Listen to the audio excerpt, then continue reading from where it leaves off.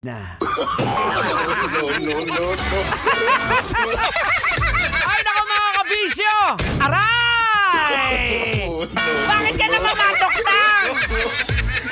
Ay, peste kang kalbo ka. Kanina ka pa salita ng salita. Hindi pa tayo nagpapakilala. Ay, oo nga, no?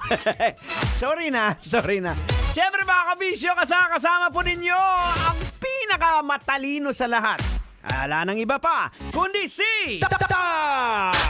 Henyo! Hindi na tender, pero Jose pa rin kagdaga ragon mo.